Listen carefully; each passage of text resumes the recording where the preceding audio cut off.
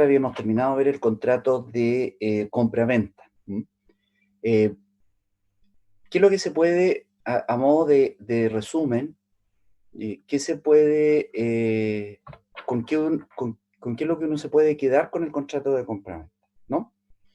En el contrato de compra-venta hay dos obligaciones que son esenciales, y estas obligaciones esenciales se desprenden del propio concepto del contrato de compra-venta. Y una obligación, la que tiene el vendedor, es la de entregar la cosa, y la otra obligación del comprador de pagar el precio. Entonces, la primera pregunta que uno tiene que hacerse o formularse es la siguiente, ¿no? ¿Cuál es la verdadera obligación del vendedor?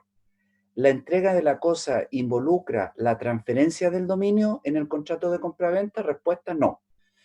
¿Por qué? Pregunta. Porque el legislador permite la venta de cosa ajena. Y cuando permite la venta de cosa ajena, significa que el contrato de compraventa al comprador lo va a hacer poseedor, pero no dueño. Y entonces ahí es importante la intervención del abogado, en el sentido de que el abogado va a tener que hacer un estudio de título muy acabado para los efectos de que pueda tener claro que el vendedor efectivamente es el dueño o propietario de la cosa. Porque luego del contrato de compraventa, que surgen derechos y obligaciones para ambas partes, viene una segunda parte. ¿Cuál es, en el caso de los bienes corporales muebles, hacer la tradición conforme lo señala el artículo 684 y 685? Y tratándose de los bienes corporales inmuebles, hacer la tradición de acuerdo al artículo 686. Esto quiere decir, inscribiendo el contrato de compraventa, que es el título traslaticio del dominio, en el registro de propiedad del conservador de bienes raíces. Por eso entonces que la intervención del abogado en el estudio de título es muy importante. Y acuérdense que siempre el estudio de título que ustedes vayan a hacer es un estudio de título que a lo menos tiene que abarcar 10 años. Me explico, ¿no? Si hoy día estamos en el año 2020, a lo menos el último estudio de título anterior tiene que ser antes del año 2010. La pregunta es ¿por qué? Porque puede existir un saldo de precios que falte por pagar y por lo tanto hay una condición resolutoria tácita, y en consecuencia puede extinguirse el derecho. ¿Para quién? Puede extinguirse el derecho para la persona que vaya a comprar ese bien raíz, ¿no? Entonces eso siempre es lo que ustedes tienen que tomar en consideración respecto de la entrega de la cosa. Ahora, respecto del pago del precio, recuerden ustedes que el precio, tratándose de la venta de un bien corporal mueble, no tiene ninguna significación. Me explico. El auto puede costar 10 millones de pesos, pero una persona lo puede estar vendiendo apurado y lo está vendiendo en 4 millones de pesos, y no debe extrañarse entonces que sea un precio muy bajo por sobre el precio de mercado. Ahora, ¿por qué? Porque ahí no se van a ver expuesto el comprador a una demanda por rescisión por causa de lesión enorme. Las demandas de rescisión por causa de lesión enorme operan sobre los bienes corporales inmuebles. Y ahí sí que uno tiene que tener cuidado al momento de determinar el valor de venta o el valor de compra del bien raíz. Y entonces aquí ustedes se pueden encontrar en su ejercicio profesional con con la llamada contrato de simulación. ¿Y cuál es el contrato de simulación? Aquel contrato que real o externo, que trata de encubrir un contrato simulado o interno. Vale decir, el contrato simulado es la donación, y el contrato externo real, el que aflora, el que van a ver todas las partes, es un contrato de compra-venta. Entonces ahí nos podemos encontrar, ¿no?, con un problema en relación en cuanto al valor o al precio del contrato. Por eso entonces que ocurre en muchas situaciones en que eh, las, eh, las herederas, al momento de ir a pedir un título vigente de la propiedad, se encuentran con que la propiedad, antes que sus deudos fallecieran, fue transferida a un tercero, o bien fue transferida a uno de los herederos, que fue el último cuidador de la persona. Y entonces ahí surgen las interrogantes, porque van a decir, bueno, pero si resulta que la casa vale 146 millones de pesos y en el contrato de compraventa se declara que se vendió en 20 millones de pesos. O sea, ¿cómo puede ser esto que la propiedad o el justo y precio de la propiedad sea 146 millones y se haya vendido en 20 millones de pesos? Y además mi hermana o la heredera al momento del fallecimiento no de su pariente, de su madre, no trabajaba. Tenía el oficio como peluquera, pero como se dedicó en los últimos tiempos al cuidado de su mamá, entonces la verdad es que no trabajó. Entonces ahí se encuentra el abogado con la disyuntiva de qué es lo que hacer, porque los herederos van al oficio del abogado y el abogado entonces dice, bueno, ¿qué es lo que hago? Entonces lo primero que hace el abogado es decir, aquí hay una falta de seriedad, consentimiento, nulidad. Pero tengan cuidado ahí porque tienen que revisar todos los elementos de los requisitos de existencia y validez del contrato que están en relación con los requisitos del acto jurídico. Por lo tanto, a veces esa vía va a quedar en nada y por lo tanto se les va a rechazar la demanda de acción de nulidad toda vez que el contrato cumplió con todos los requisitos de existencia y validez. Por lo tanto, ahí tal vez uno tendría que irse por el tema de la falta de seriedad del precio. Entonces, ahí es importante también a tener presente en lo que dice relación con el precio. Ahora, cuando el precio es determinable, o sea, cuando el precio, por ejemplo, está fijado en UF, nunca se olviden que para calcular el valor de la UF en relación al precio, es su valor de conversión al momento del día del pago, no al momento del día de la celebración del contrato. Y ese es otro elemento importante que uno tiene que tener presente. Ahora bien, dentro de las obligaciones esenciales que nosotros vimos, que es la entrega de la cosa y pagar el precio, donde yo le he señalado a ustedes los principales problemas que se presentan en la práctica ahora, en la praxis, ¿no? Hay una segunda obligación, que es la obligación de saneamiento de la evicción, ¿no? Obligación de saneamiento de la evicción que vimos que puede ser dividida en dos tipos de obligaciones o subobligaciones. Primero, la obligación de saneamiento de la evicción, la cual corresponde al vendedor, es una obligación natural, por lo tanto va envuelta en el contrato de compraventa. Las partes, por lo tanto, pueden alterarla, modificarla, o sea, pueden eximir al vendedor de la obligación del saneamiento y el saneamiento de la evicción. Y el saneamiento de la evicción se produce justamente por el tema de la venta de cosa ajena. Cuando el vendedor vende una cosa ajena al comprador, significa que le está transfiriendo no el dominio, sino que la posesión. Y en consecuencia puede aparecer un tercero quien alegue derechos de propiedad sobre la cosa. La pregunta es, ¿contra quién va a dirigir la acción o la acción reivindicatoria? No contra el vendedor, porque ya se produjo el título, ya está el título de traslaticio de dominio que lo hace poseedor material al comprador, sino que la acción la va a dirigir en contra del comprador. Entonces ahí surge la obligación del vendedor de concurrir al comprador siempre y cuando el comprador lo cite a la evicción. Aquí hay un elemento importante. El abogado del comprador tendrá que citar de evicción al vendedor para que el vendedor entonces concurra al juicio y asuma como parte principal y el comprador como coayudante respecto de este juicio. Ahora, en este juicio, el vendedor, 1, puede allanarse, 2, puede no contestar o bien puede contestar. Independientemente que lo que haga, la importancia del comprador de citar de evicción al vendedor es que si el comprador, porque compró una cosa ajena, resulta evicto, o sea, pierde la cosa jurídicamente, entonces el comprador podrá luego dirigir la acción de indemnización de perjuicio en contra del vendedor. Esa es la principal relevancia que tiene o que asume la obligación de saneamiento, ¿no? De la evicción. Y la otra obligación de saneamiento es de los vicios redimitorios. Que esta obligación o esta segunda obligación de saneamiento dice relación con los vicios que trae escondida la cosa, que trae oculta la cosa, que no permite que la cosa sirva para la cual no verdad se compró o se adquirió. Tratándose una cosa corporal mueble, en el caso de un vehículo, cuando a mí se me vende un vehículo o con el motor o sin el motor. Y si se me vende con el motor, se me vende con el motor fundido.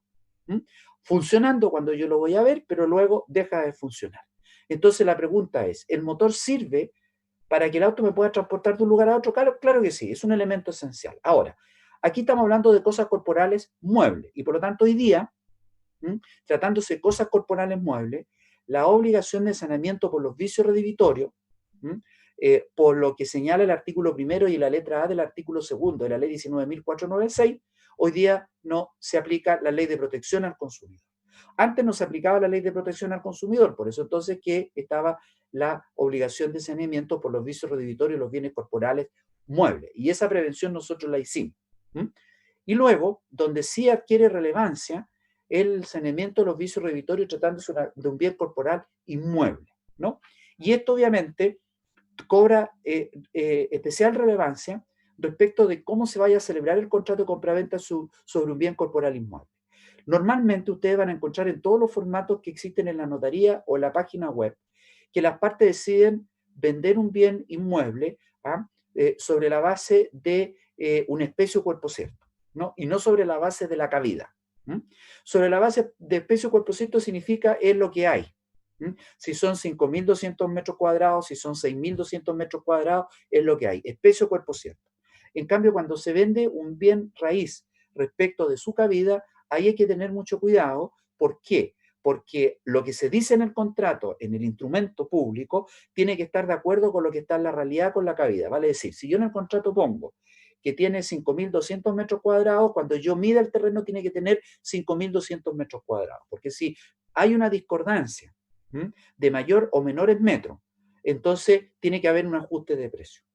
Y entonces ahí uno tiene que tener mucho cuidado respecto de este punto.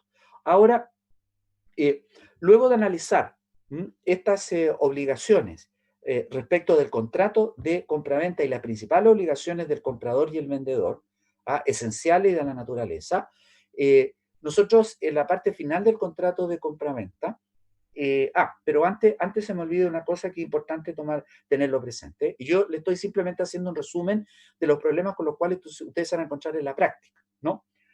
La típica pregunta que se hace, ¿se puede celebrar un contrato de compraventa entre cónyuges? ¿Las personas están casadas? Entonces, inmediatamente la pregunta que debe emanar de ustedes es la siguiente, ¿no? ¿Bajo qué régimen matrimonial están casados? Entonces le pueden decir, mire, ¿están casados bajo régimen de sociedad conyugal? No puede, porque el legislador lo prohíbe explícitamente. Ya. No, pero ¿están casados bajo régimen de separación total de bienes? Ya, tampoco se puede hacer. Y bajo un régimen de participación de los gananciales, tampoco. La pregunta es, ¿por qué? El legislador en este sentido no ha aceptado el contrato de compraventa porque puede ocurrir de que a través del contrato de compraventa los cónyuges hagan salir bienes de su patrimonio para disminuirlo y en consecuencia esto puede afectar respecto de terceros. Ahora, si nos encontramos frente a una situación en donde los cónyuges ideal, donde los cónyuges no tienen ninguna obligación respecto de terceros, su patrimonio está saneado, y por lo tanto ellos van a celebrar un contrato de compraventa, tal vez se los deje pasar el conservador de bienes raíces, ¿de acuerdo? Pero la regla general, tal vez pueda pasar, ¿no? Pero la regla general es que no se puede celebrar, salvo que los cónyuges estén separados judicialmente. Y esa es una excepción en la cual sí es válido, el contrato de compraventa entre cónyuges. Ahora, en la parte final del contrato de compraventa, nosotros vimos los pactos accesorios. Y dentro de los pactos accesorios, bueno, ustedes estudiaron la condición resolutoria tácita, ustedes estudiaron el pacto comisorio simple calificado. El pacto comisorio simple calificado son pactos que están regulados específicamente en el contrato de compraventa, no obstante que la doctrina y jurisprudencia han señalado, ¿no es verdad?, que pueden ser de aplicación general. Por lo tanto, yo puedo perfectamente incorporar un pacto comisorio en el contrato de arrendamiento, ¿de acuerdo? Y luego vimos los pactos retracto y de retroventa, que la verdad es que son pactos retracto y retroventa que hoy día prácticamente no existen en los contratos de compraventa. ¿Por qué? Porque estos pactos han ido siendo reemplazados por otras vías, por otros medios, en la cual una persona pueda conseguir dinero para emprender, por ejemplo, un negocio, y no entregar la propiedad para luego recuperarlo una vez que el negocio le haya ido bien, entonces pagarle el precio al comprador y recuperar la propiedad. Y porque hoy día también existe lo que se llama las garantías personales o reales.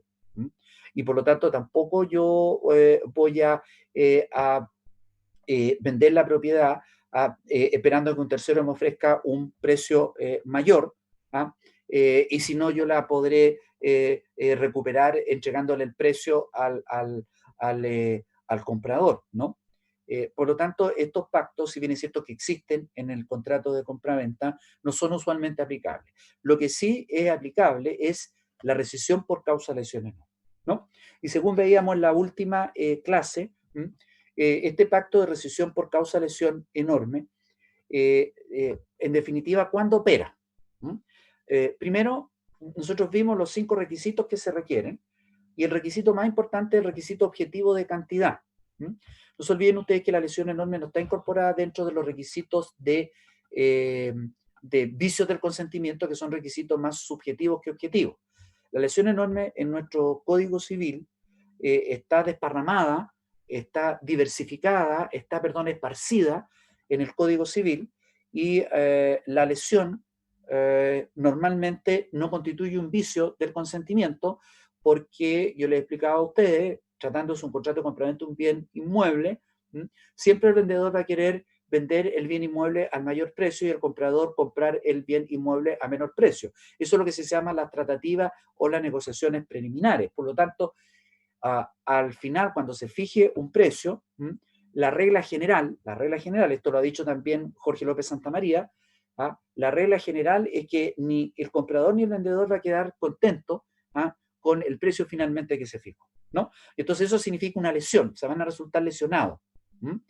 Pero esta lesión pasa a ser enorme cuando, en el caso del contrato de compraventa, el justiprecio, o sea, el precio de venta, el precio de compra, es inferior a la mitad del justiprecio.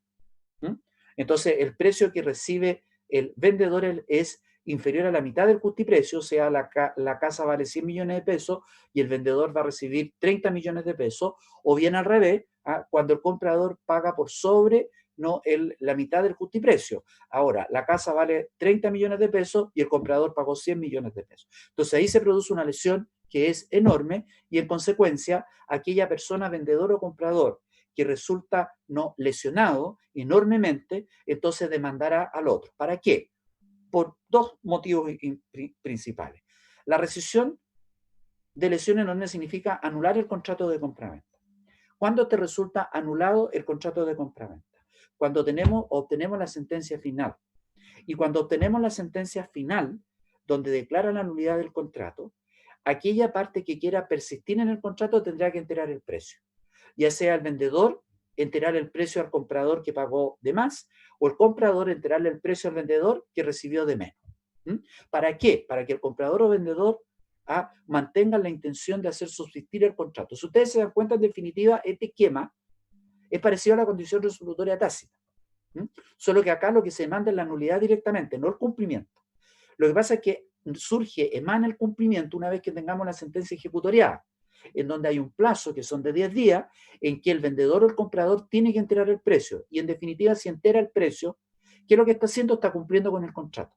Y está haciendo simplemente manifestar su voluntad de mantener el contrato vivo, en el fondo, ¿no? En cambio, si dentro del plazo que contempla el legislador, una vez que quede ejecutoriada la sentencia, el vendedor o comprador no entera el precio, significa que ese contrato va a ser declarado con nulidad, y entonces en ese caso vienen las prestaciones recíprocas. O sea, el comprador, si tiene la cosa, tendrá que restituirle al vendedor con su fruto, etcétera, y el vendedor, si recibió parte del precio, también tendrá que restituírselo al comprador. Esa es la lógica respecto, digamos, de las prestaciones. Ahora, en el tiempo intermedio, puede ser que el comprador haya enajenado la cosa a un tercero, y entonces obviamente ahí tendremos que ver si el tercero estuvo de buena o de mala fe, y de acuerdo a esto entonces en relación a los efectos que pueda producir la nulidad del contrato de compraventa respecto a los terceros, tendremos que remitirnos al artículo 1490 y 1491, porque así no lo señala la norma específica del contrato de compraventa.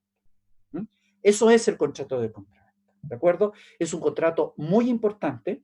Es un contrato que en algún estudio que yo leí por ahí, por la web, ¿no?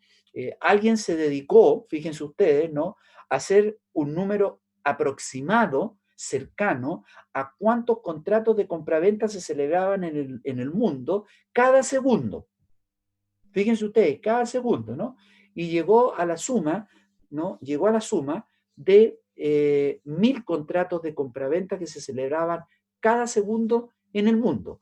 multipliquen esos miles por todos los países y multipliquen esos miles por todos los segundos, ¿no? Entonces, es un contrato que hay que tener siempre presente, es un contrato muy importante y lo que yo le he dicho a ustedes son los problemas, más allá de que el contrato de compraventa está regulado en el Código Civil y entonces cuando ustedes tengan alguna duda pueden recurrir, ¿no?, al Código Civil. Más allá de eso, estos son los problemas con los cuales uno se encuentra en los contratos de compraventa. ¿Está claro? ¿Quedó claro? Hice como englobé, ¿no?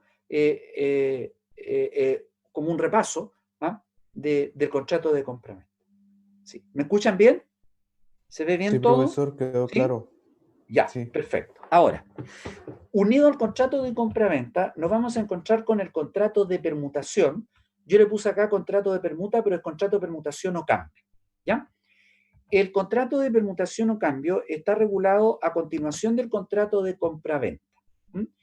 Y el artículo 1897 del Código Civil, si ustedes me siguen, dice: la permutación o cambio es un contrato en que las partes se obligan mutuamente a dar una especie o cuerpo cierto por otro. Entonces, cuando uno lee la definición del legislador, dice dar una especie o cuerpo cierto por otro. O sea, en el fondo, lo que está queriendo decir el legislador es que usted está entregando un vehículo y está recibiendo otro vehículo a cambio. Eso es una especie, ¿no?, o cuerpo cierto, ¿no? Pero la crítica que se le hace al concepto de permutación, ¿no?, es que también hay permuta cuando se cambia una cosa por otra y por una suma de dinero. Porque nunca la permutación va a ser 100% perfecta. O sea, vale decir, ¿no? Voy a poner un ejemplo. Mire, aquí yo le encontré en un diario, ¿ah?, donde dice Adriano Automotora, dice venta, permutas, consignaciones. Entonces, es común y corriente que nosotros nos encontremos con un diario, un periódico, una revista, un aviso en Yapo, por ejemplo, ¿ah?, en donde la persona diga vendo o permuto. ¿De acuerdo? Entonces aquí entra la permuta, ¿no? Entonces, ¿cuándo la permuta es perfecta y cuándo hay un cambio de peso cuerpo cierto por otro, ¿no? Cuando usted va a cambiar un Honda Fit del año 2006, que usted lo evalúa en 1.700.000, y usted va a recibir un Honda Civic del año 2006 que también lo evaluaron las partes en 1.700.000. Entonces la pregunta que yo a ustedes les formulo, ahí, ¿hay una cantidad de dinero? No, no hay una cantidad de dinero por medio. Simplemente hay un cambio de auto y auto. Podríamos decir pasando y pasando. ¿De acuerdo? Entonces ahí, obviamente, esta permuta se aviene al concepto de permuta que establece el legislador. Sin embargo, les voy ahora a mostrar más adelante que hay permutación donde se van a cambiar el peso cuerpo cierto, pero va a haber una diferencia que se va a tener que enterar o pagar en dinero. Y a eso entonces apunta la crítica al concepto de la permuta. Nada más allá, nada más que eso. Ahora, ¿cuál es la historia del contrato de permuta que les puedo señalar a ustedes? ¿No? La permuta nace con el trueque. Y el trueque, como ustedes saben, es uno de los contratos más antiguos que se desarrolla en materia de derecho comercial, ¿no? Y constituyó en la etapa no antigua la base de las relaciones comerciales durante muchos siglos, antes que naciera, ¿no?, la moneda como de cambio. ¿De acuerdo? Por lo tanto, el contrato de permuta viene del trueque en cuanto a sus orígenes, cuando las personas en la antigua, no, en la edad antigua, cambiaban cosa por cosa, ¿no? ¿Qué es lo que aparece ahí en la transparencia que yo encontré, ¿no? Ese era, digamos, el trueque. Ahora, es importante tener presente que el contrato de permutación o cambio no tiene 3 o 4 artículos nada más, porque el artículo 1900 prescribe que se aplican a la permuta las disposiciones relativas a la compraventa en lo que no se opongan a la naturaleza del primer contrato. Por lo tanto, todo lo que ustedes no encuentran en la permuta tienen que aplicarlo en forma supletoria las normas de la compraventa. ¿Cuáles son las características del contrato de permuta de acuerdo a la clasificación de los contratos que vimos en la teoría general del contrato? Primero, la permuta es bilateral porque porque para cuyo nacimiento requiere la manifestación o la concurrencia de voluntad de ambas partes, el permutante y el permutado. Segundo, es un contrato oneroso, Tercero es un contrato que puede ser conmutativo o aleatorio, igual que el contrato de compraventa. Cuarto es un contrato principal porque no requiere la concurrencia de otro contrato para existir como tal. Quinto es consensual por regla general y es solemne si una, no, o ambas cosas que se cambian son bienes raíces o derecho de sucesión hereditaria o derecho hereditario, ¿no? Esto entonces se perfeccionan por escritura pública. Por lo tanto, la permuta, tal como ocurre con el contrato de compraventa, también puede recaer sobre bienes raíces, ¿no? Sexto, no pueden cambiarse las cosas que no pueden venderse, o sea, las cosas cuya prohibición no de venta esté las cosas cuya venta esté prohibida, artículo 1464, también no se pueden permutar. Por lo tanto, las cosas que están embargadas por decreto judicial, de acuerdo al 1464, así como no se pueden enajenar o vender, tampoco se pueden permutar, ¿no? Y se aplican las mismas causales de incapacidades particulares o prohibiciones que vimos a propósito de la compraventa. Acuérdense, incapacidad para vender, incapacidad para comprar y vender. Las mismas, ¿no es verdad?, no se aplican al contrato de permutación o cambio, ¿no? Y aquí entonces yo quería llegar respecto de el contrato de permutación o cambio. Quiero detenerme en los siguientes ejemplos para que a ustedes les quede claro. Vamos a ver el ejemplo acá, ¿no? Que hay un contrato de permuta entre dos bienes raíces, ¿ya? Ahora, la casa A, que ustedes lo ven ahí, vale 100. Ese es el valor de la casa A, 100 millones de pesos, ¿no? Y la casa B vale 40 millones de pesos, ¿no? Por lo tanto, para realizar el contrato de permuta, el comprador de la casa B tendría que pagar el saldo del precio de lo que vale la casa A. ¿Cuánto el saldo del precio? Son 60 millones o 60 pesos, ¿no? Entonces, la pregunta es acá. Cuando uno de los permutantes, el saldo de precio es superior al 50% del valor de la cosa y lo tiene que pagar en dinero, entonces estamos en presencia de un contrato de compra-venta y no de permutación o cambio. ¿De acuerdo? Eso es lo importante y lo esencial, lo que hay que tener presente. Ahora, perdón, aquí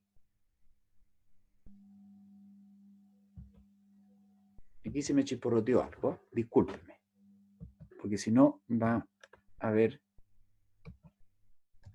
Ya. Ahí sí. Discúlpenme, ¿no? A veces uno prepara estas cosas y...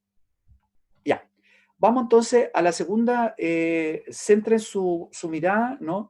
Al segundo ejemplo, ¿no? En el segundo ejemplo vamos a ver igual la permutación de las casas.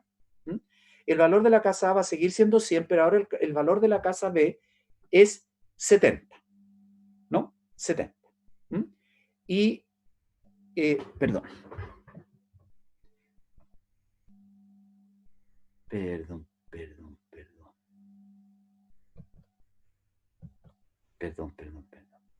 Me equivoqué. Ahí sí. Ya. Ok, ya. Ahí sí, perdón. Perdónenme, estimado alumno. Ya. Para que esté bien. Ahí, ya. Estábamos en el segundo ejemplo, ¿no?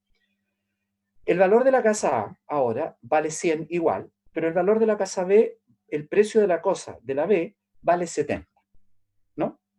100 y 70. Por lo tanto, el dueño de la casa A, para hacer la permuta, va a tener que pagarle al dueño, el dueño de la casa B, para hacer la permuta, va a tener que pagarle al dueño de la casa A 30 para llegar a 100. ¿De acuerdo? Para llegar a 100. Por lo tanto, aquí el saldo del precio va a ser 30 y 30 es inferior al 50% del valor del precio de la casa A, que es de 100. Por lo tanto, cuando esto ocurre, entonces aquí nos encontramos con la permutación o cambio. ¿De acuerdo? Entonces, si ustedes quieren comprarse un vehículo el día de mañana que vale 10 millones de pesos y tienen un vehículo que está tasado en 4 millones de pesos, y entonces van a permutar y van a tener que pagar, van a tener que entregar en parte de pago su vehículo que vale 4 millones, pero además van a tener que enterarle 6 millones de pesos, ahí hay compra-venta. Si quieren comprarse un vehículo de 10 millones de pesos y tienen un vehículo que a ustedes les cuesta 6 millones de pesos, entonces tienen que enterar el precio de 4 millones de pesos, entonces aquí el precio es menor al 50%, lo que ustedes van a pagar en dinero, ahí hay permutación o cambio. Esa es la diferencia técnica, ¿no? Y ese es lo que hay que tener en consideración cuando estamos en presencia de un contrato de compraventa y cuando estamos en presencia de un contrato de permutación o cambio. Nada más que eso. O sea, en definitiva, fíjense ustedes, si el artículo 1900 dice que todo lo que no se contraponga al contrato de permutación se aplica la norma del contrato de compraventa, en definitiva, la única diferencia está en el tema de determinar cuánto es lo que yo tengo que enterar como parte del precio. Ahora, ¿qué es lo que dijo el concepto, ¿no? Del contrato de permutación, ¿no? El contrato de permutación, fíjense ustedes, lo que contempló es cuando se cambia una especie de cuerpo cierto por otra. O sea, reguló la situación ideal. ¿Cuál es la situación ideal? ¿No? Que la casa roja valga 100 y la casa verde valga 100 y voy a hacer una permutación. Obviamente que hay una permutación porque ninguno de los compradores de la casa A o de la casa B va a tener que pagar una cantidad de dinero, ¿no? Pero obviamente la crítica apunta a que a veces eso no ocurre y en la mayor cantidad de los casos esto no va a ocurrir. ¿Ah? Cuando usted va a una casa de compraventa de un vehículo y entonces dice, mire, yo tengo este vehículo, entonces la casa le va a decir, déjemelo en parte de pago. Entonces usted lo va a dejar en parte de pago para llevarse otro vehículo. Entonces ahí usted va a ver si hay una permutación o cambio. Ahí normalmente va a haber una permutación o cambio, ¿de acuerdo? Pero todo depende, vuelvo a reiterar, de cuánto es, ¿no? La cantidad de dinero que yo voy a pagar respecto de, ¿no? de la cosa que estoy permutando. ¿De acuerdo? Bien. Ese, digamos, es el punto. ¿Alguna pregunta, alguna duda respecto de esto? Ahora, la lesión enorme en la permuta. La jurisprudencia a este efecto declara que la rescisión por lesión enorme procede en el contrato de permutación por lo que dice el artículo 1900. Porque el artículo 1900 dice que será aplicable en todo lo que se contraponga al contrato de permuta las normas del contrato de compraventa. Cada permutante es considerado para estos efectos vendedor de la cosa que da y el justo precio a la fecha del contrato se mirará como el precio que paga por lo que recibe en cambio. De manera que hay precio para ambas susceptibles de recibir lesión, que puede llegar a ser la que la ley califica de enorme y que no sanciona con la rescisión del contrato. Así lo ha declarado la Corte Suprema en un fallo del año 1937 y la Corte de Apelaciones de Santiago en un fallo de 1944 que no ha sido modificado. Por lo tanto, la lesión enorme también la podemos encontrar en la permuta y cada uno de los permutantes se consideran para el efecto de la lesión enorme como vendedores. ¿De acuerdo? Eso es respecto de la lesión enorme en la permuta. ¿Alguna pregunta, alguna duda hasta ahora? ¿Quedó claro entonces el contrato de permutación o cambio, la explicación? Sí, profe, quedó claro. ¿Sí? Bien. Avanzando, yo no tengo reloj, así que ustedes me avisan cuando estemos en la hora, ¿ya? Por favor. ¿Ah? Enseguida nos vamos a meter a un contrato que es bastante interesante, que es la cesión de derecho. Voy a partir explicando lo siguiente, ¿no? Cuando ustedes estudiaron Derecho Civil 1 y vieron los derechos reales, ustedes señalaron en su oportunidad que la regla general es que los derechos reales son transferibles y son transmisibles. Transferible por un acto entre vivo, transmisible por un acto por mortis causa. ¿Ah? Y los derechos personales no, o de crédito también se pueden no enajenar, o sea, también son transferibles por un acto entre vivo y transmisibles por un acto por causa de muerte.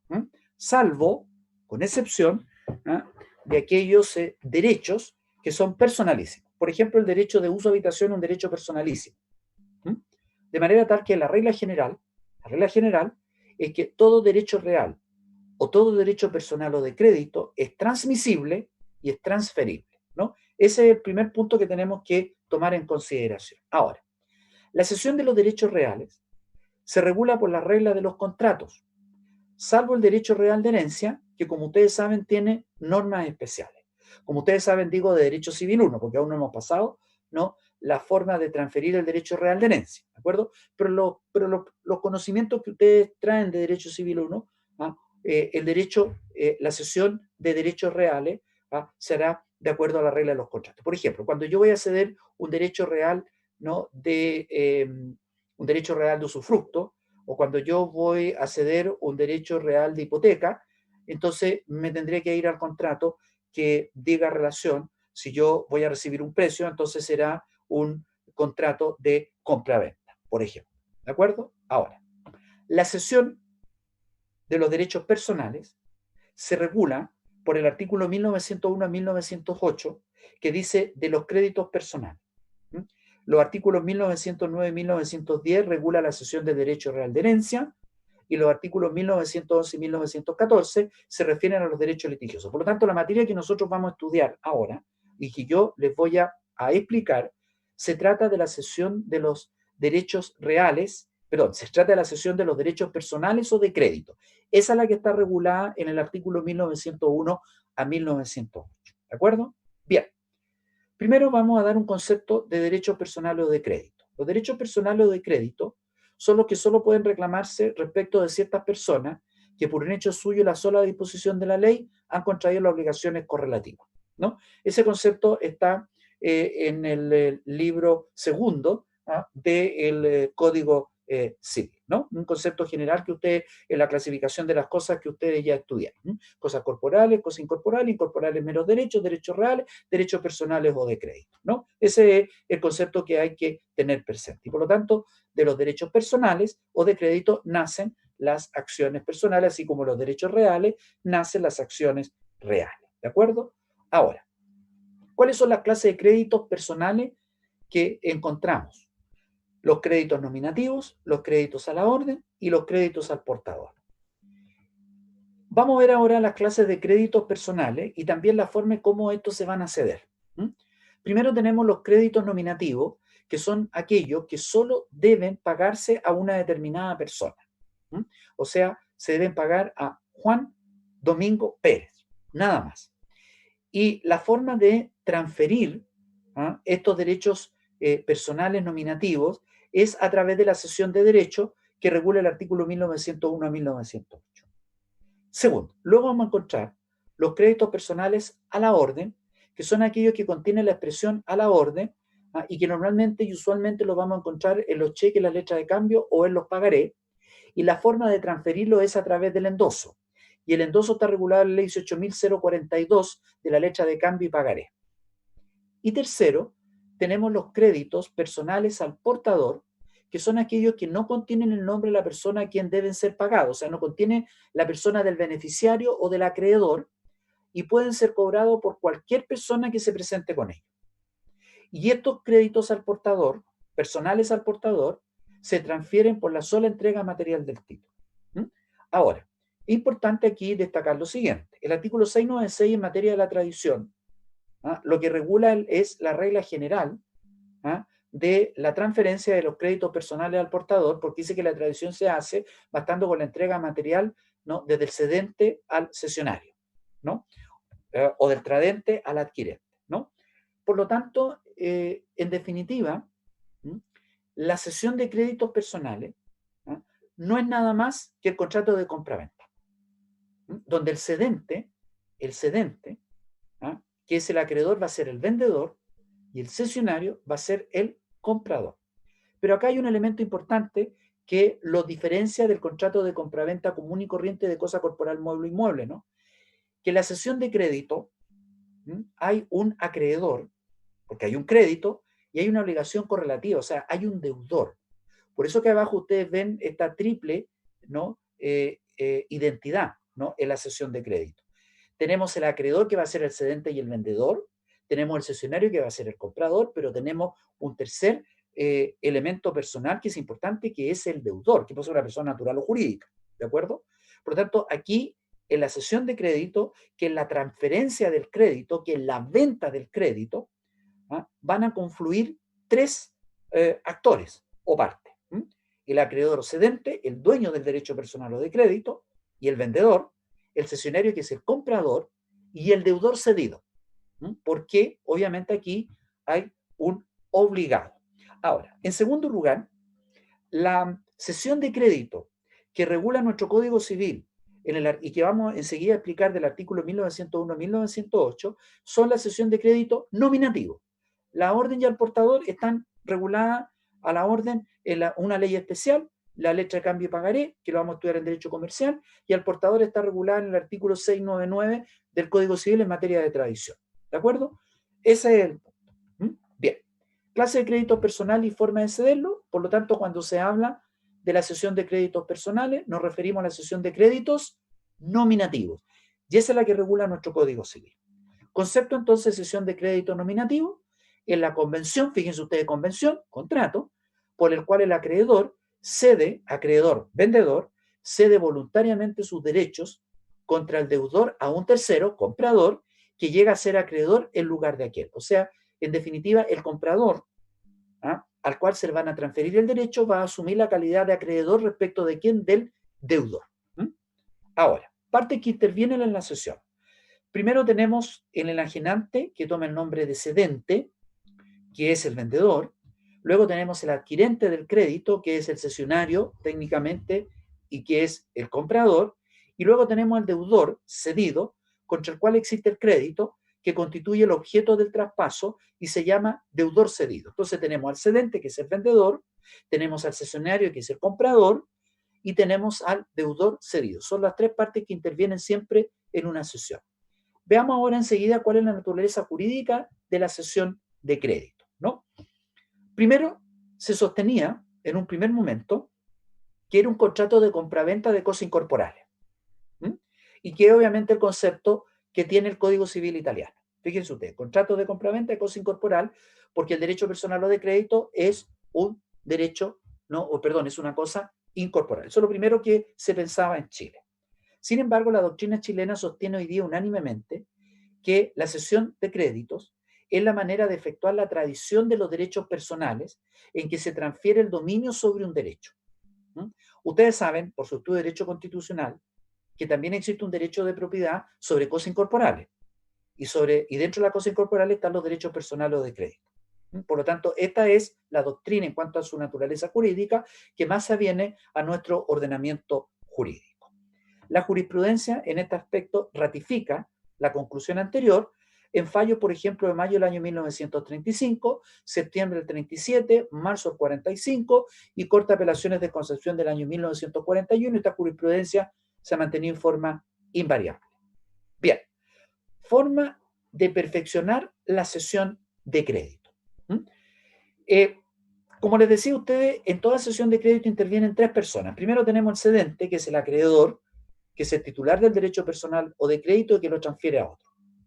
Segundo tenemos el cesionario, que es la persona que adquiere el derecho cedido y pasa a ocupar el lugar del acreedor. Tenemos, en este caso, vendedor y comprador. El comprador, que es el cesionario, va a comprar el derecho personal o de crédito y por lo tanto se va a hacer dueño del derecho personal o de crédito. Y tenemos al deudor cedido, que es el sujeto pasivo del derecho cedido y que queda obligado en favor ahora de ¿quién? Del cesionario, que es el nuevo acreedor, ¿no? Entonces la pregunta es, ¿cómo vamos a perfeccionar esta cesión, digamos, de crédito? ¿No? Hay dos etapas.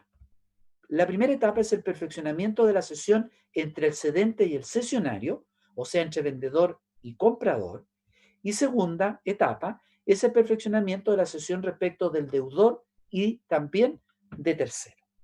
Vamos entonces a ver el perfeccionamiento de la cesión entre el cedente y el cesionario, ¿no? Primero, debe existir un contrato traslaticio de dominio, sea de venta, permuta o donación. La existencia de un título es de exclusiva incumbencia del cedente y del cesionario, así lo ha señalado y lo ha declarado la Corte de Santiago de julio del año 1932. Segundo, se debe realizar la tradición del derecho. ¿Sí? ¿Podría regresar atrás la diapositiva, por favor? Es el primer, digamos, requisito, ¿de acuerdo? Debe existir un contrato traslaticio de dominio, ya sea a título oneroso o a título gratuito, como el contrato de donación. Segundo, se debe realizar la tradición del derecho personal. Por lo tanto, el cedente tiene el derecho de dominio sobre el crédito, el cedente, que es el vendedor. Y por lo tanto, en el crédito nominativo, la tradición se hace por la entrega del título según los artículos 1901 y 699 del Código Civil. Ahora, además, debe anotarse en el título entregado el traspaso del derecho designando al cesionario y bajo la firma del cedente. Y eso es muy importante porque estamos entregando, ¿no?, un título, un crédito nominativo.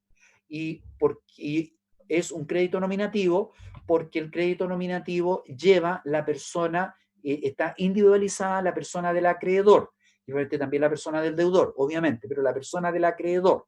¿Ah? Por lo tanto, el legislador en el artículo 1903, en el artículo 1903 ha señalado, ¿no es verdad?, que cuando yo cedo un título, ¿no?, que contiene un crédito nominativo, entonces no solamente tengo que hacerle la entrega material, que una forma de hacer la transferencia, artículo 699, sino que además tiene que en el mismo título designarse el nombre del cesionario, o sea, del nuevo acreedor, y la firma del cedente, que es el vendedor, ¿no? Esa es la forma, o es el segundo requisito. Ahora, ¿qué sucede si el crédito cedido no consta en un instrumento que pueda traspasarse?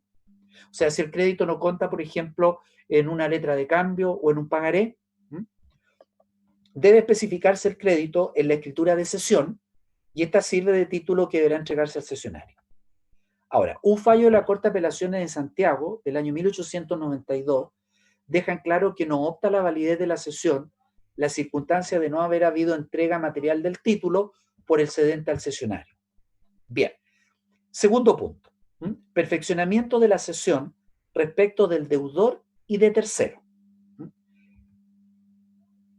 Forma de perfeccionamiento de la cesión respecto al deudor y de tercero, de acuerdo al artículo 1902, hay dos formas de perfeccionar la cesión respecto del deudor cedido y de tercero: por notificación al deudor o por aceptación del deudor. Ahora, no es necesaria la concurrencia copulativa de la notificación y la aceptación, ¿de acuerdo? Basta con una de ellas. Un fallo de septiembre de 1943 de la Corte Suprema ratifica que se trata de condiciones separadas e independientes. Por lo tanto, la cesión se puede no perfeccionar o por notificación al deudor o por aceptación del deudor, ¿no? No es necesario que sean ambas. La omisión de la notificación o aceptación no invalida la tradición entre cedente y el cesionario. Eso es muy importante tenerlo presente porque entre cedente y el cesionario se ha perfeccionado a través del contrato y de la firma del cesionario, y de la designación del nombre del cesionario y de la firma del cedente. Por tanto, para el deudor y los terceros, el crédito se reputa subsistir en manos del cedente con los efectos del artículo 1905. Y esto es muy importante tenerlo presente, ¿de acuerdo? O sea, ¿no? Si hay una cesión de derechos personal o de crédito, pero esta cesión no se notifica o no es aceptada por el deudor cedido o por tercero, el contrato de cesión entre cedente y cesionario adquiere validez. Lo que no adquiere y se perfecciona como tal, pero no se perfecciona respecto del tercero. Del tercero el deudor cedido. ¿Y qué efectos produce esto de acuerdo al artículo 1905? Que el deudor, vale decir el deudor cedido, mientras no se le notifique o no acepte, puede pagarle perfectamente al cedente. Y los acreedores del cedente pueden embargar el crédito. Por lo tanto, es importante terminar la cesión del crédito inmediatamente con la notificación o bien con la aceptación del deudor cedido para evitarse, ¿no?, estos problemas. ¿Quiénes? El cesionario, que imagínense, compró, ¿no es verdad?, el crédito cedido, el derecho personal o de crédito, pero sin embargo, como no se perfeccionó respecto del deudor cedido de tercero, puede que los acreedores del cedente se lo embarguen. Entonces, por eso es importante, ¿no?, perfeccionarla respecto del deudor cedido y del tercero. Vamos a ver primero, ¿no?, el perfeccionamiento por la notificación al deudor cedido, ¿no? Primero, este perfeccionamiento por notificación, o sea, ¿qué le voy a notificar? El contrato en virtud del cual se produjo la cesión, donde hay un nuevo cesionario y un nuevo acreedor. Primero debe hacerse por vía judicial, a través de un receptor judicial, exhibiendo el título con la anotación del traspaso del derecho y la designación del cesionario y la firma del cedente. Se entiende realizada con la notificación de la demanda en que el cesionario persigue el pago del crédito y apareja, ¿no es verdad?, por ejemplo, la escritura de cesión, así lo han señalado la Corte de Apelaciones de La Serena, la Corte de Apelaciones de Santiago o, ¿no es verdad?, la Corte de Valparaíso. Ahora, si el crédito constaba documentalmente, debe exhibirse el título en que consta dicho crédito y la escritura de cesión. Si no contaba documentalmente, basta con exhibir la escritura de cesión. Pregunta, ¿qué es lo que pasa si no es necesario que el cesionario o nuevo acreedor demande al deudor cedido? Entonces la notificación se hace a través de un notario público de la cesión. ¿De acuerdo? Por vía extrajudicial. Segundo, perfeccionamiento ahora por aceptación del deudor. La aceptación puede ser expresa y puede ser tácita. Esas son las dos modalidades. Primero, la aceptación, en cuanto a la aceptación tácita, ¿no? El artículo 1904 del Código Civil que la regula, respecto a esto hay que tener presente lo siguiente. Primero, si la aceptación no consta en el instrumento público o privado y se presta verbalmente, rige las limitaciones de la prueba de testigo del artículo 1708 y 1709. ¿De acuerdo? Para acreditar la aceptación tácita respecto, digamos, del deudor cedido. Segundo, si la aceptación se da por instrumento privado, deberá pedirse en juicio que el deudor lo reconozca o que se manda a tener por reconocido conforme al artículo 346. Y la fecha del documento privado en que conste la aceptación adquirirá ante tercero el carácter de fecha cierta, de acuerdo, como ustedes saben, a lo que señala el artículo 703, ¿no? Ahora, esa es la aceptación tácita. Ahora, ¿cuál es la aceptación expresa? ¿No? Que yo creo que es lo más recomendable, ¿no? La aceptación expresa se produce, pongan atención a lo siguiente, para perfeccionarlo respecto del deudor, cuando ustedes le piden al deudor que concurra al contrato en donde el cedente está cediendo su derecho, ¿no?, al cesionario, sea el contrato de compra-venta, permutación o donación. Y ahí entonces en una cláusula hacen comparecer al deudor cedido aceptando expresamente la cesión. Esa es la forma del perfeccionamiento de la aceptación del deudor cuando es expresa, o sea, cuando concurre al contrato donde el cedente le está cediendo el derecho personal o de crédito al cesionario, que es la forma más completa, más rápida y más expedita de perfeccionar la cesión. ¿De acuerdo? Bien. Terminado entonces de ver el perfeccionamiento de la cesión, vamos a ver los efectos que produce la cesión de derecho. Primero, en cuanto a los efectos de la cesión de derecho, vamos a ver el alcance o la extensión de la cesión y la responsabilidad del cedente. ¿Ya? Primero, alcance o extensión de la cesión. No se olviden ustedes que a través de la cesión el cedente va a transferir el derecho personal o de crédito a un cesionario, que es el nuevo acreedor. Por lo tanto, el crédito pasa del cedente al cesionario en las mismas condiciones que lo tenía el cedente. Sin embargo, no pasa las excepciones personales del cedente, salvo el de la nulidad relativa, ¿no? Segundo, se cede el crédito con sus accesorios, con las fianzas, privilegio, hipoteca, pero no se traspasan las excepciones personales que tenía el cedente, de acuerdo a lo que dice el artículo 1906. Ahora, si el crédito que tenía el cedente, el vendedor, estaba garantizado con hipoteca y también se va a transferir la hipoteca, no se necesita una nueva inscripción de la hipoteca. Basta con pedir una anotación al margen en la inscripción hipotecaria, así lo señala Somarriba, Arturo Alessandri, David Sticking y el profesor Abello. ¿De acuerdo? Eso también es muy importante tenerlo presente. Segundo, responsabilidad del cedente. Esta responsabilidad del cedente está regulada en los artículos 1907 del Código Civil, ¿no? Y aquí entonces, para determinar la responsabilidad del cedente, hay que hacer una distinción de acuerdo a lo que se desprende del artículo 1907. Primero, fue a título gratuito, o sea, el cesionario no tuvo que pagar nada y por lo tanto fue a donación. El cedente no contrae responsabilidad alguna porque es un acto de mera liberalidad de su parte. Así se desprende el artículo 1422 que dice el donatario de donación gratuita no tiene acción de saneamiento, ¿no? Por lo tanto, no tiene y no asume responsabilidad alguna el cedente. Pero si la cesión se hizo a título oneroso, o sea, el cesionario pagó una cantidad de dinero al cedente, entonces el cedente responde al saneamiento de la evicción según las reglas generales. O sea, el cedente puede transferir un crédito que no sea de él, claro que sí. Si así como la compraventa de cosa ajena vale, la cesión de derecho personal o de crédito ajeno vale. Por lo tanto, el cesionario no se va a hacer dueño y en consecuencia si el cesionario pagó, entonces el legislador hace responsable el saneamiento de la evicción según las reglas generales. ¿A quién? Al cedente, que viene a ser el vendedor. Solo responde a la existencia del crédito, pero no de la solvencia del deudor. Y eso es muy importante. O sea que efectivamente el crédito existe y sea del cedente, pero no de la solvencia del deudor. O sea que el deudor tenga el patrimonio suficiente como para pagar el crédito al cesionario, salvo que así lo convengan las partes.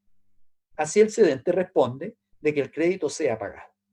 Por lo tanto, si ustedes son abogados del cedente y lo van a asesorar en una cesión de crédito y el abogado del cesionario coloca esta cláusula de que el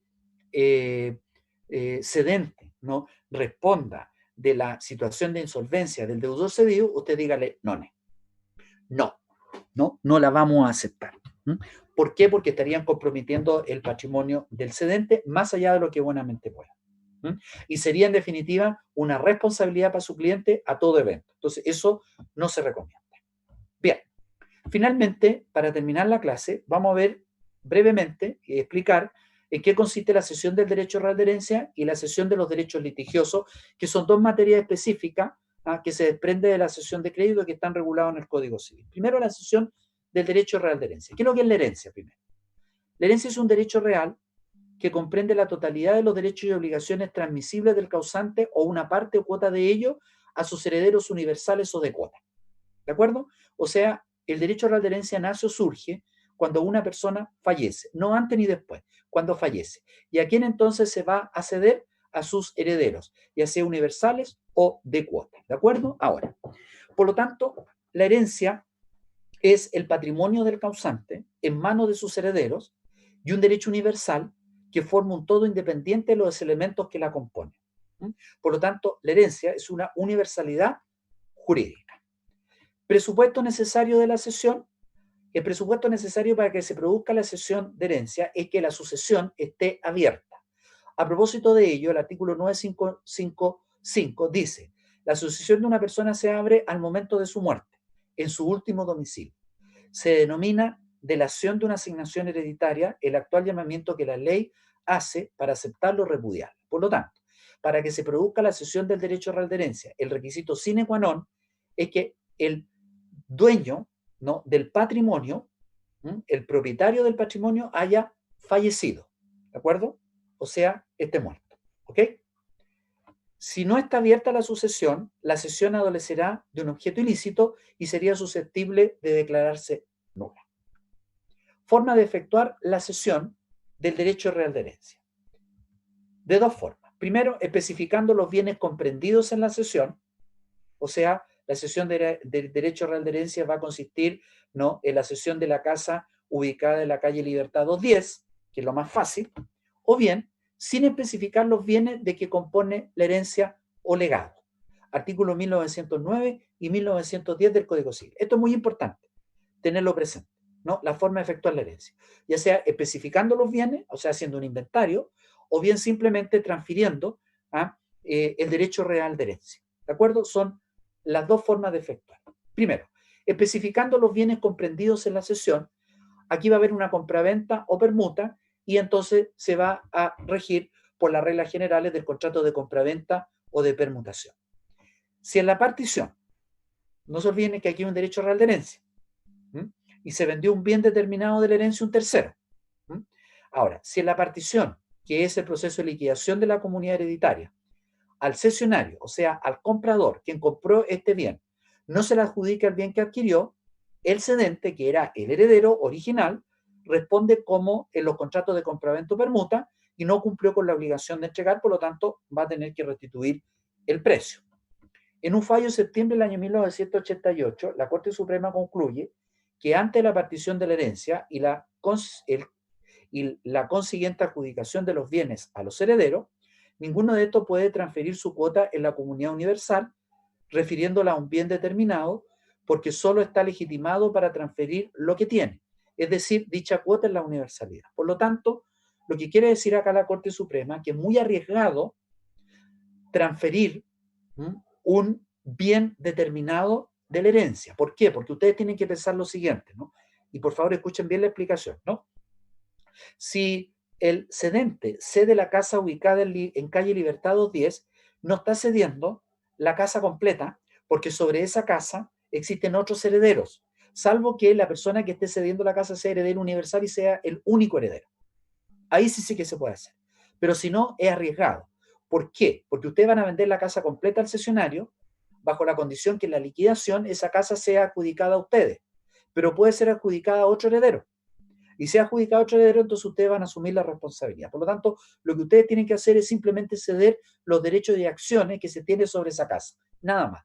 Y ahí entonces limitan la responsabilidad del cedente, que en este caso es el heredero. Segunda forma, hacer la cesión del derecho real de herencia sin especificar los bienes de que compone la herencia legada. Por lo tanto, acá lo que se va a ceder es el derecho de herencia, o sea, la universalidad jurídica y una cosa incorporada. Se cede, por lo tanto, el derecho del heredero a participar en la distribución de los bienes del difunto. Entonces, lo que ustedes aquí en esta segunda modalidad van a ceder, simplemente van a ceder la calidad de heredero y los derechos que devienen de la calidad de heredero. Mas no van a ceder el derecho de herencia sobre una cosa específica que era la situación anterior. Ahora, en este caso, el artículo 1909 dice que el cedente solo va a responder en su calidad de heredero o de legatario, y nada más. Por lo tanto, aquí hay un límite de responsabilidad. Así además lo reafirman diversos fallos, donde dicen que el objeto de la cesión del derecho de herencia es una universalidad o la cuota que el cedente corresponde en el conjunto de bienes que comprende al haber hereditario. Los bienes individualmente determinados no son objeto de esta cesión. Entonces, esta es la forma más conveniente y segura para que el cedente, que tiene la calidad de heredero, ceda su calidad de heredero en la herencia a un tercero, ¿no? Se puede hacer, pero sin identificar o sin individualizar los bienes sobre los cuales se va a hacer. Ahora, la cesión del derecho real de herencia se puede hacer de dos formas: a título gratuito, o sea, a través de una donación, y aquí estamos ante una donación regida por las reglas del contrato, y el cedente no tiene ninguna responsabilidad porque no recibió nada a cambio, o bien a un título oneroso. Y es la cesión del derecho real de herencia que regula el artículo 1909 y 1910.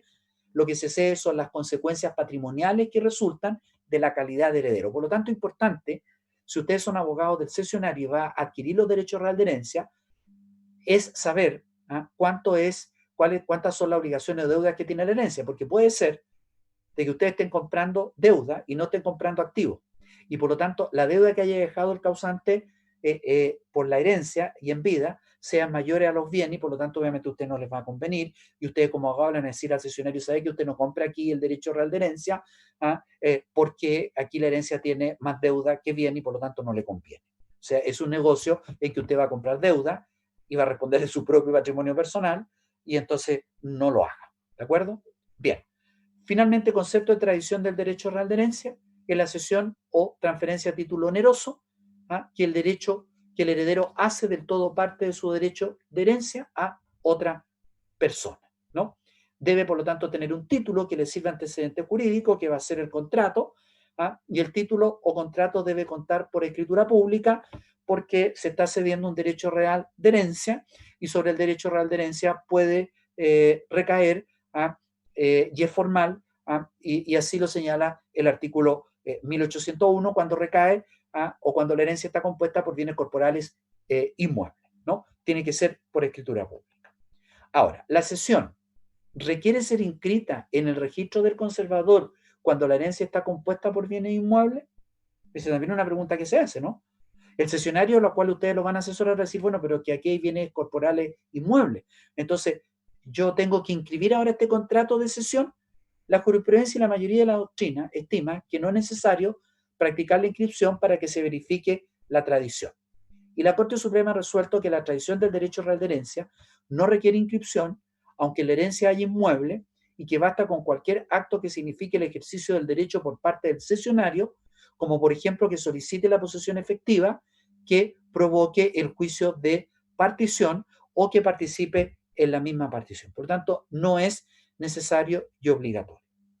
Efecto de la cesión del derecho real de herencia, artículo 1910. Una vez hecha la cesión del derecho real de herencia, el cesionario, que es el comprador, pasa a ocupar la misma situación jurídica que el cedente o heredero.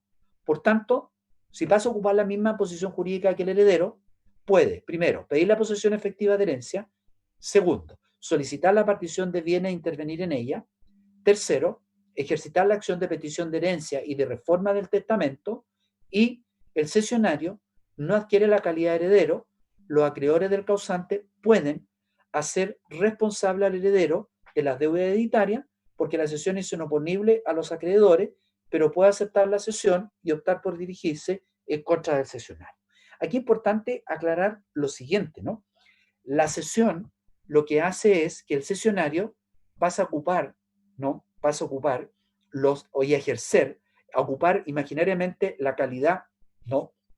La situación, digamos, de heredero, y como heredero puede ejercer los derechos en la herencia, sin dejar de determinar que la herencia es una universalidad jurídica y que perteneció al patrimonio del causante. Por lo tanto, lo que le da derecho al cesionario es ejercer los derechos que tenía el heredero en la herencia, cuyo derecho está adquiriendo o comprando. Pero el cesionario no adquiere por sí, ¿no?, la calidad de heredero, porque quien tenía la calidad de heredero del causante era o el hijo, o el cónyuge, o el hermano. Por lo tanto, falsamente el cesionario podría venir a ocupar la calidad de cónyuge, la calidad de hermano, la calidad de pariente, la calidad de padre, porque el Estado civil, como ustedes saben, no se transmite ni tampoco se transfiere. Ese es el fundamento legal de esta, digamos, situación. ¿Ok? Bien. Y finalmente, tenemos que el Código Civil regula la cesión del derecho litigioso. Respecto a esto hay que hacer una distinción. Primero, entre cosa litigiosa y derecho litigioso. Las cosas litigiosas son aquellas especies cuya propiedad se litiga y en cuya enajenación es objeto ilícito, si se ha dictado prohibición de enajenar por el tribunal competente, inscrita en el caso de los inmuebles en el registro del conservador. Por lo tanto, la cosa cuya propiedad se litiga, por ejemplo, el bien, la casa que ustedes ven ahí, son las cosas litigiosas, la cosa de la materialidad. Y lo otro son los derechos litigiosos, que son aquellos derechos que son objeto de una controversia judicial, cuya existencia es discutida en juicio, desde que se notifica judicialmente la demanda. Entonces, una cosa es las cosas o los bienes litigiosos, y otra cosa son los derechos litigiosos. ¿De acuerdo? Ahora, tanto las cosas litigiosas como los derechos litigiosos pueden ser objeto de un acto jurídico, en las condiciones que determine la ley. Por lo tanto, hay venta de cosa litigiosa cuando el contrato recae sobre la cosa corporal misma cuya propiedad se litiga. Y ustedes saben que el artículo 1464, número 3 y número 4, permite la venta de las cosas no litigiosas, siempre y cuando sea con autorización del acreedor o de la justicia en subsidio. Por lo tanto, bajo esas circunstancias sí se pueden vender o comprar cosas litigiosas. Ahora, hay cesión de derecho litigioso cuando se cede las pretensiones que se han sometido por el demandante a la decisión del tribunal. El artículo 1911 dice: el actor cede el evento incierto de la litis. Es el acto aleatorio porque su objeto es una contingencia incierta, ganancia o pérdida, la posibilidad de ganar o perder el pleito. Y por lo tanto, la cesión de derecho litigioso trata justamente de esta segunda situación. Lo que se cede, ojo, el objeto de la cesión es la pretensión que tiene el demandante en un juicio. ¿De acuerdo? Esa es la cesión de los derechos litigiosos. Por tanto, la pretensión tiene un incierto. ¿Por qué? Porque el demandante puede ganar o como puede perder. Por lo tanto, quien compre esta pretensión está comprando un alias. Está comprando la posibilidad de que se pueda ganar en el juicio, que se pueda perder. Y ustedes saben que los juicios se ganan o se pierden, no con la demanda o con la contestación de la demanda o la dúplica o la réplica, tratándose de un juicio ordinario, sino que se gana o se pierde en la etapa de la prueba. Por lo tanto, un demandante puede tener una muy buena pretensión, pero si no logra probarla, pierde el juicio. Entonces, la cesión de derecho litigioso trata sobre esta segunda hipótesis. ¿Cuáles son los requisitos? Primero, que se haya interpuesto una demanda y haya sido notificada judicialmente, porque ahí surge entonces la pretensión del demandante, ¿no? Porque antes lo que hay simplemente el demandante puede retirar la demanda y no ha habido nunca, digamos, y no ha nacido la pretensión. Ese es el primer requisito.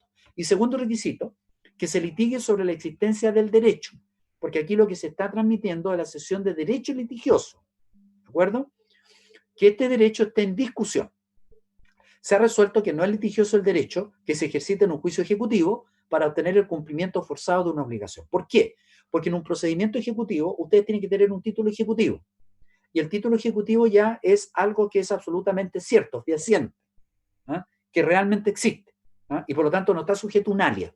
Entonces, obviamente que no existe, ¿ah?, la posibilidad de que exista una cesión en este sentido. Aquí va a haber si hay un título ejecutivo y tengo un derecho personal o de crédito, podría haber una cesión, pero una cesión no, de acuerdo a las reglas generales que nosotros vimos anteriormente. ¿De acuerdo? Ese es el punto. ¿Quién puede ceder el derecho litigioso? La mayoría de la jurisprudencia y doctrina estima que solo el demandante puede ceder el derecho litigioso. Una sentencia de la Corte de Valdivia de julio de 1930 dice: como demandado no puede ceder derecho litigioso que por regla general solo pertenecen al demandante, conforme se desprende los artículos 1912 y 1913. ¿Cuáles son las razones para que solo pueda ceder el derecho litigioso el demandante? Primero, porque el artículo 1912 se refiere al que persigue el derecho, que es el demandante, y no el demandado, quien tiene que defenderse, y el demandado goza del derecho de rescate, de lo que se desprende que el demandante es el cedente de los derechos litigiosos. Por lo tanto, quien puede ceder los derechos litigiosos es solamente el demandante y no el demandado.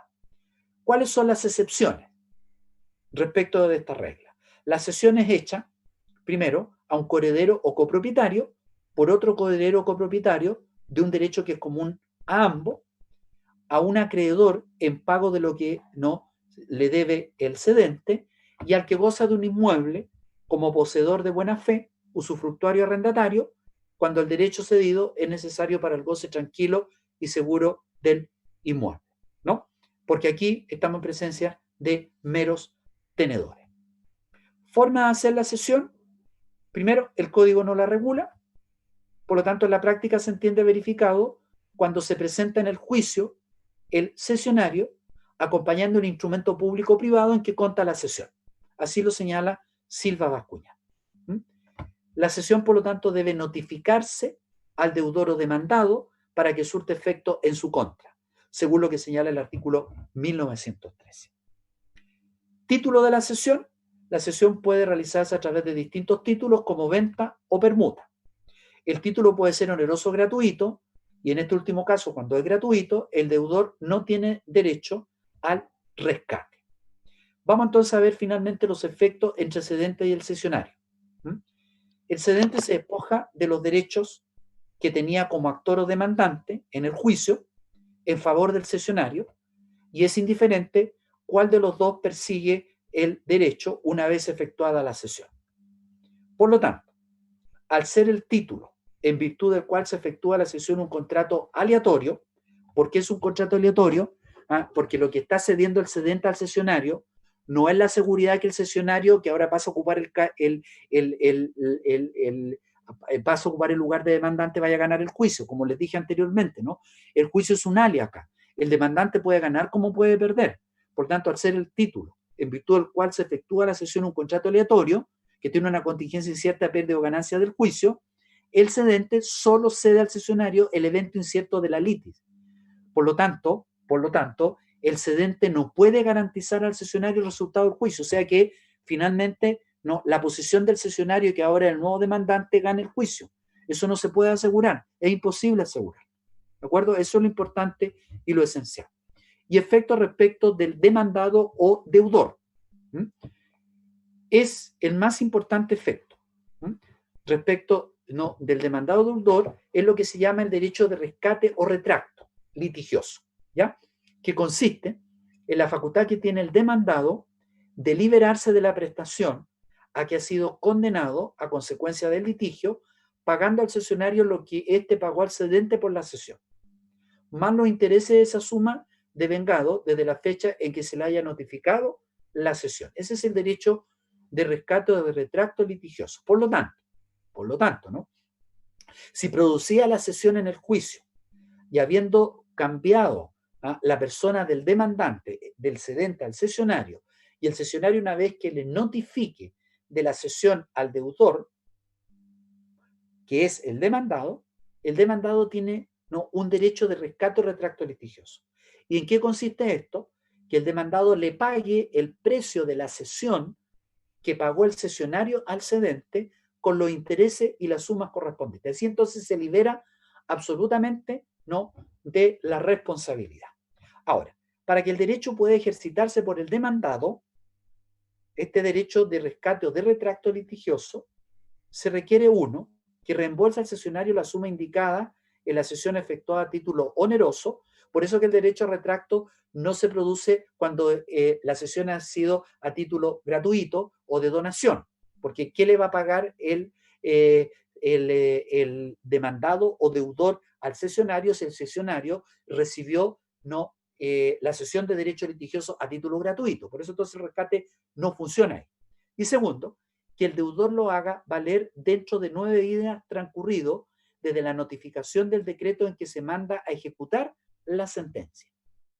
¿De acuerdo? O sea, que la sentencia esté firme y ejecutoriada. Ahí puede, ¿no?, el deudor, hasta ese momento, ¿no?, el deudor puede hacer valer este derecho de rescate o de retracto, así lo señala, ¿no? Ahora, caso en que no procede el beneficio de retracto, primero, en las sesiones enteramente gratuitas, según lo expliqué, en las sesiones que se haga por el Ministerio de la Justicia, o sea, a través de un secretario, digamos, del tribunal, en las sesiones que van comprendidas la enajenación de una cosa en que el derecho litigioso forma una parte o una accesión, y en las sesiones en que se hace a un coheredero copropietario por un coheredero copropietario de un derecho que es común a ambos, porque ahí son lo que se está cediendo, ¿no?, es una cuota abstracta, porque hay copropietarios, hay coherederos y por lo tanto hay una comunidad o una copropiedad, ¿no? Bien. Y para la próxima clase entonces vamos a estudiar el contrato de arrendamiento y el contrato no de comodato. ¿Alguna pregunta, alguna duda sobre lo que acabamos de señalar o de explicar? ¿Estamos en la hora o no? ¿O estamos pasados? No tengo hora yo. Un poquito pasado porque son las 9:33. Chuta, ya, disculpen.